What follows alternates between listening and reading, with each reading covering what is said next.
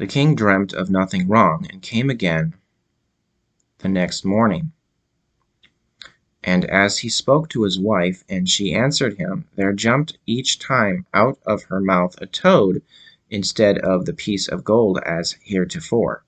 Then he asked why that should be, and the old woman said it was because of her great weakness, and that it would pass away. But in the night the boy who slept in the kitchen saw how something in the likeness of a duck swam up the gutter, and said, My king, what makest thou? Sleepest thou, or wakest thou? But there was no answer. Then it said, What cheer, my two guests, keep they? So the kitchen boy answered, In bed all soundly sleep they.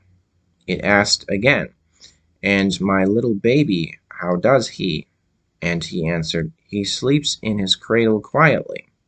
Then the duck took the shape of the queen, and went to the child, and gave him to drink,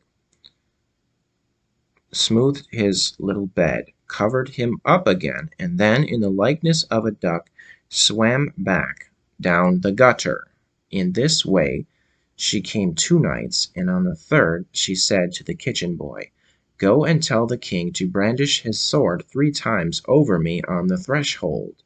Then the kitchen boy ran and told the king, and he came with his sword and brandished it 3 times over the duck. And at the third time his wife stood before him living and hearty and sound as she had been before. The king was greatly rejoiced, but he hid the queen in a chamber until the Sunday came when the child was to be baptized. And after the baptism he said, What does that person deserve who drags another out of bed and throws him in the water? And the old woman answered, No better than to put into a cask with iron nails in it, and to be rolled in it down the hill into the water.